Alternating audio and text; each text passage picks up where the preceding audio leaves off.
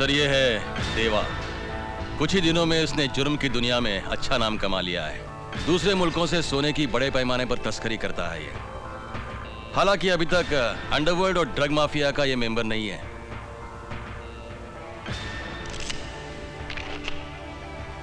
Sir ये जिंदाल है। वैसे तो ये कई इंडस्ट्रीज और फैक्ट्रीज का मालिक है, मगर इसका असली धंधा है ड्रग्स का। और सर ये इंटरनेशनल ड्रग माफिया से भी जुड़ा हुआ है। और सर ये है लाल सिंह। लाल कंस्ट्रक्शन के नाम से इसकी बड़ी कंपनी है। इसने अपनी गुंडागर्दी की बदौलत कई जमीनों पर नाजायज कब्जा कर लिया है। नगर पालिका के कई अधिकारियों को अपने साथ लेकर सरकारी जमीनों पर भी इसने अपनी बिल्डिंगें खड़ी की है। पुलिस में इस पर काफी मामले दर्ज हैं। सर ये है खान, अंडरवर्ल्ड का बहुत बड़ा डॉन।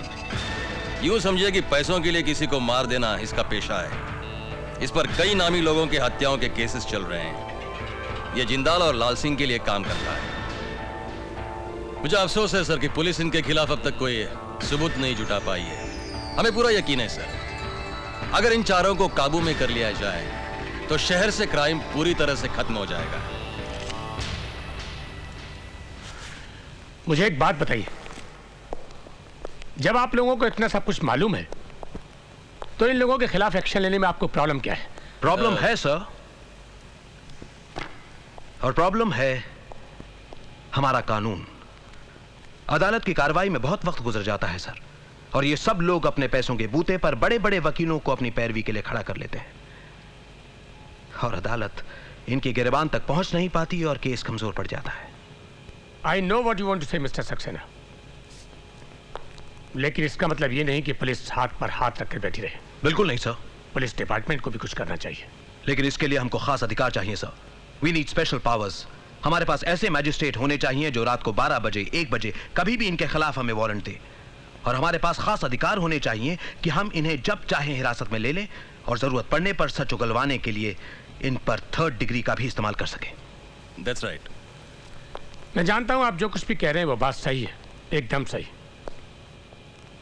लेकिन इस बात की क्या गारंटी है मिस्टर सक्सेना कि अगर ये अधिकार पुलिस डिपार्टमेंट को दे दिए जाएं तो पुलिस डिपार्टमेंट इन अधिकारों का मिसयूज नहीं करेगा? सर, अगर कोई भी शख्स इन अधिकारों का गलत इस्तेमाल करता हुआ पाया जाए उसको भी बख्शा नहीं जाए। उसके खिलाफ भी सख्त से सख्त कार्रवाई होनी चाहिए। मुझे तुम्हारा सुझाव अच्छा लगा mister Saxena. Thank you sir. मैं अपना डिसीजन कल शाम तक तुम्हें बताता हूँ। Happy birthday to you. Happy birthday dear Deepu. चलो चलो कुछ खाने पीने का इंतजाम करते हैं। आकाश, ये तेरे लिए है।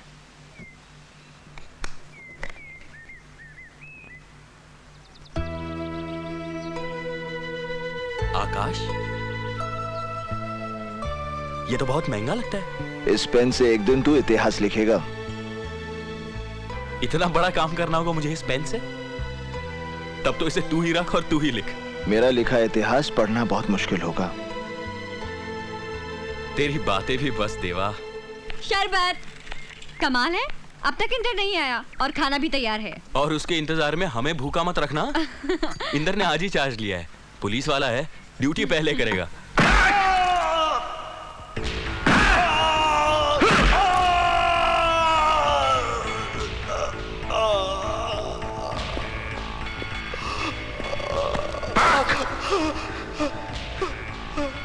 क्यों रे? कितने पैसे मिले तुझे लाल से बस्ती खाली कराने के लिए? बोल। साहब मैं तो उधर कभी गया नहीं, मैं तो गोवा में था साहब। मैं तुझ जैसे गुंडों की जात बहुत अच्छी तरह से जानता हूं। हाथ नहीं लगाना साहब, कानून हम भी जानते हैं। मैं अच्छी तरह जानता हूं तेरी आवाज इतनी कड़क क्यों है, क्योंकि तू जानता है कि तेरे पीछे तेरा बाप लाल सिंह बैठा है, जो कानून के दलालों को खरीद कर तेरी जमानत करा देगा। लेकिन अब वक्त बदल चुका है। अपने आप को लाल की छतरी से अलग कर ले, क्योंकि अब इस शहर में मैं लाल जैसे लोगों की साथ ही खत्म कर दूंगा।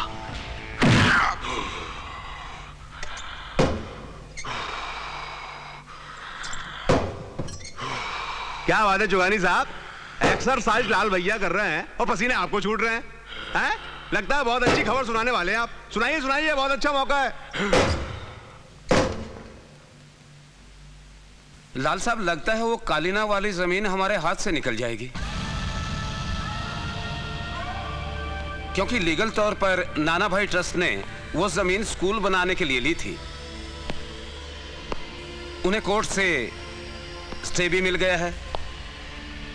मैं उनके वकील से भी मिला, उससे समझाया कि ये केस वो अपने हाथ में ना लें, लेकिन वो सुनता ही नहीं। ट्रस्ट के वकील ने कोर्ट से स्टे ले लिया और आपने क्या तीर मारा वकील साहब? लाल साहब, मैंने हर तरह से कोशिश की, मगर हमारे लिए ये 100 करोड़ का खेल है और आप सिर्फ कोशिश में लगे हैं। हाँ।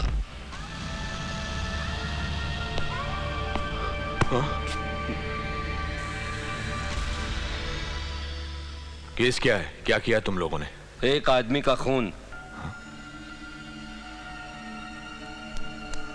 लाल सिंह से पंगा लेके तूने अच्छा नहीं किया।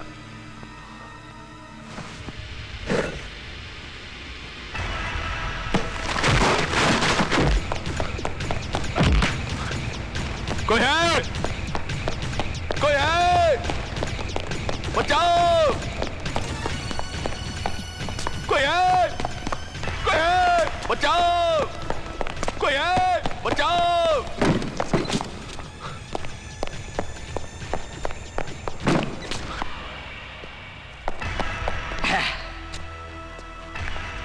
अरे चिल्ला क्या रहा है?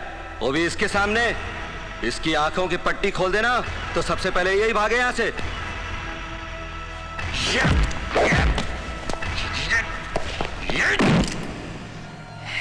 कोई है?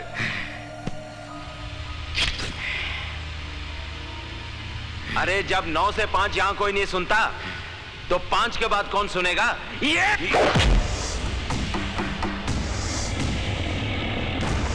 5 बजे के बाद देवा की अदालत शुरू होती है।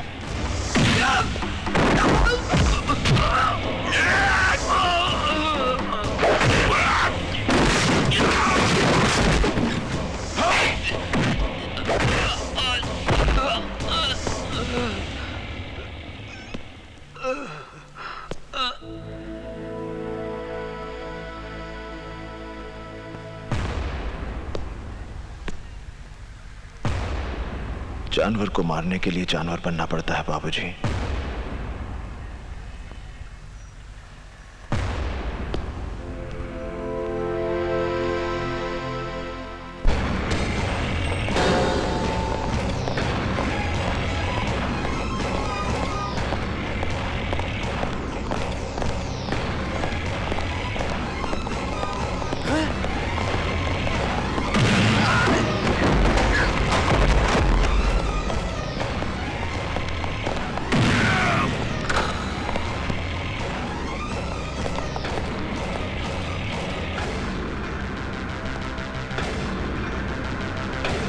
लाल, तेरे साथ बात करनी है। तुम देख नहीं रहे कि यहाँ एक जरूरी मीटिंग चल रही है? बाकी मीटिंग्स मेरी मीटिंग के बाद। देवा, देखो तुम।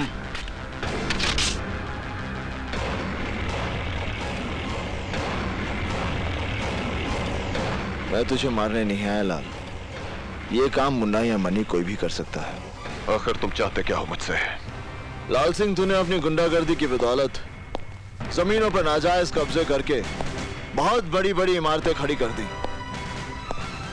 तेरी भूख इतनी बढ़ गई है कि अब तू स्कूल और शमशान जैसी जगहों को भी हड़प लेना चाहता है। ये कलीना वाले प्लॉट के पेपर्स हैं लाल सिंह। आज के बाद इस जमीन पर तेरी कोई दखल अंदाजी नहीं होगी। इन पेपर्स पर साइन कर। तेरी जिंदगी के 5 साल मैं बख्श देता हूं।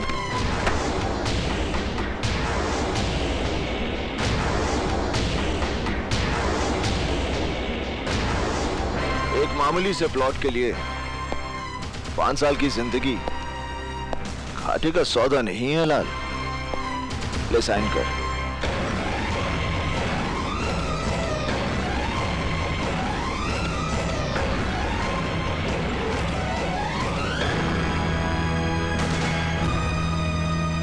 जिस वकील को मारने के लिए तूने अपने आदमी भेजे थे वो अशोक प्रधान देवा का बाप है। अगर दोबारा तूने ऐसी गलती की तो तेरा वो हश्र करूंगा कि तुझे अपने हाथों से अपनी जिंदगी फिसलती हुई नजर आएगी। तेरे माथे का पसीना और दिल की धड़कन ये बता रही है कि तुझे अपनी जिंदगी से बहुत प्यार है।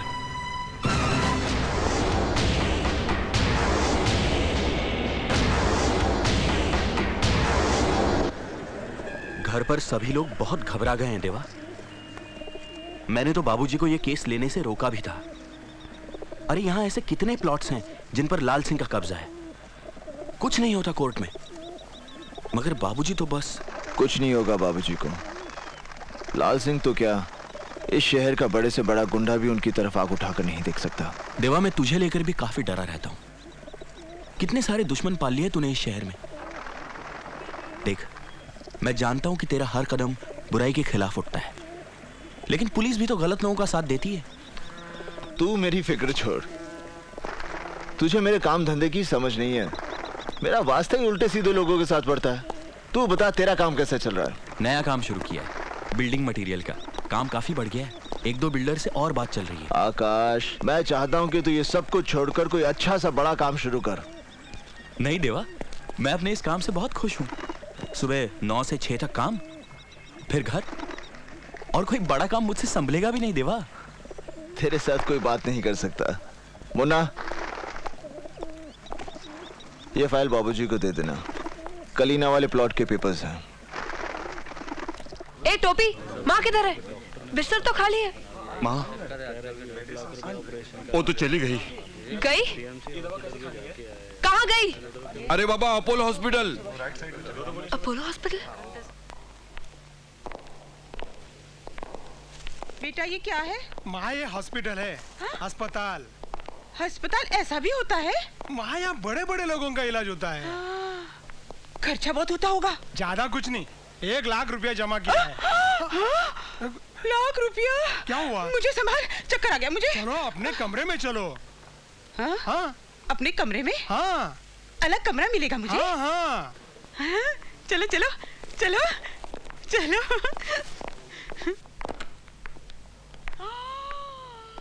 इतना बड़ा कमरा है भगवान। टीवी भी है, चलता है? हाँ देखिए, चलता भी है माँ जी। ओ, ये तो रंगीन है, देखो देखो। और वो मशीन क्या है? माँ जी, एयर कंडीशन है। क्या है? एयर कंडीशन, ठंडी ठंडी हवा आती है, देखिए। ठंडी ठंडी हवा फेंक रही है बराबर।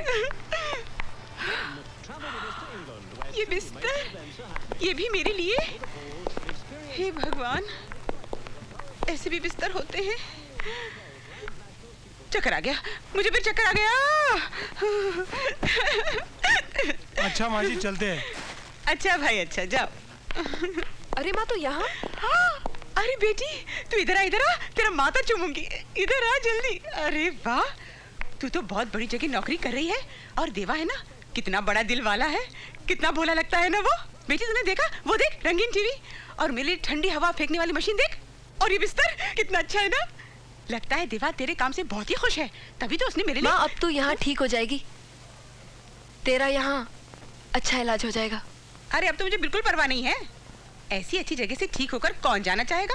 अब तो मैं आज जम ही जाऊंगी, डॉक्टर से साफ कह दूंगी कोई ऐसी दवाई दे दे कि बीमारी बस टिकी रहे। तो तू मेरे बॉस की कमाई पे ऐश करना चाह रही है, बोल दूंगी उसे।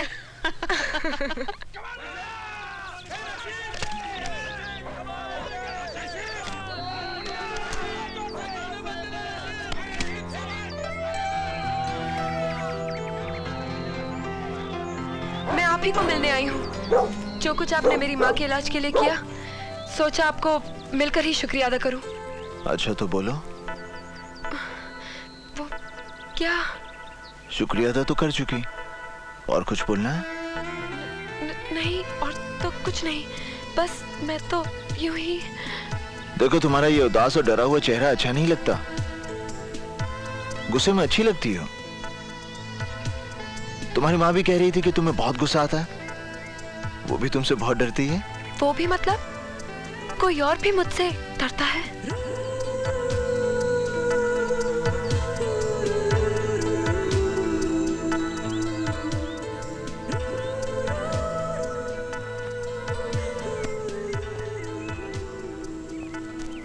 पागल लड़की है, कुछ भी बोल देती है। जिंदाल साहब, देवा को इस मीटिंग में बुलाने का मतलब क्या है? वो हमारे लिए मुश्किलें खड़ी करता रहता है और हम उसे अपने बराबर बिठाकर इज्जत दे रहे हैं। जिंदाल साहब, मेरा भी यही कहना है कि देवा कल हम सबके लिए एक बहुत बड़ा खतरा बन सकता है। Relax friends, relax. देवा हमारी दुनिया का एक नया बीज है जिसमें अभी अभी अंकुर फूटे हैं। जवान है, जोशीला है और सबसे खास बात यह है कि वो बहुत जल्द तरक्की करना चाहता है। मेरा तजुर्बा है, ऐसे तेज आदमी को अपने से दूर नहीं रखना चाहिए।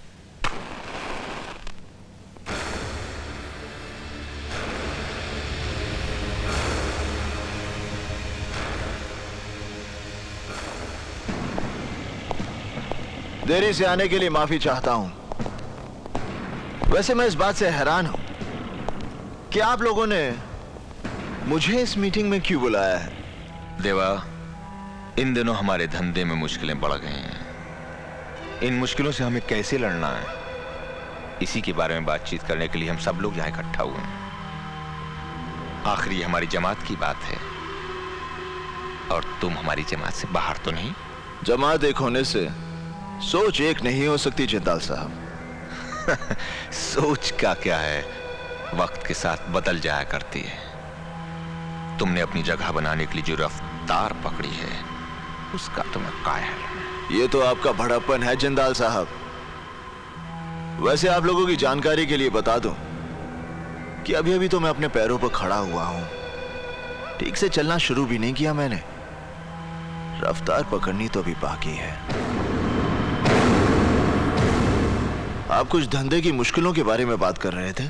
देवा, मेरा मतलब है हमें छोटे छोटे फायदों के लिए आपस में रंजिश का माहौल खड़ा नहीं करना चाहिए। हम ताकतवर तभी हैं जब तक हम एक हैं। अलगाव वो दरार है जो किसी भी इमारत की बुनियाद में समाकर उस इमारत को बर्बाद कर देती है। हमें अपनी इमारत में इस दरार के लिए कोई जगह नहीं छोड़नी। हमें पूरी ताकत के साथ मिलकर अपने दुश्मन से लड़ना है और हमारा दुश्मन है कानून।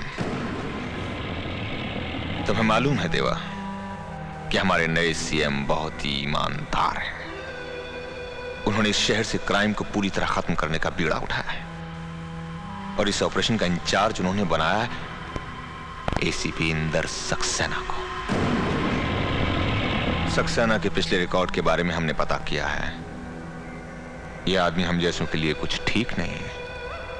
इससे पहले कि हमारे इर्द गिर्द कानून का दायरा कस दे, हमें उसे इस दुनिया से विदा कर देना चाहिए। नहीं जिंदाल साहब, सक्सेना को मारकर हम पूरे पुलिस डिपार्टमेंट को अपना दुश्मन नहीं बना सकते। ये बात तो सभी जानते हैं कि कोई भी पुलिस ऑफिसर सच्चाई और ईमानदारी का बोझ ज्यादा देर तक नहीं उठा सकता। और जिस दिन सक्सेना को यह बात समझ में आ गई, वो खुद ही ट्रांसफर ले लेगा। मेरे हिसाब से उसे 3 महीने का वक्त देना चाहिए। अगर 3 महीने के बाद वैसा नहीं हुआ जैसा तुम सोच रहे हो, तो इंदर सक्सेना को तुम खुद मारोगे। ये वादा मैं कैसे कर सकता हूं? मौत और वक्त का कोई तालमेल नहीं होता जिंदाल साहब। 3 महीने बाद मैं उसे मारूंगा और ये देखने के लिए आप जिंदा रहेंगे, इस बात की गारंटी कौन दे सकता है?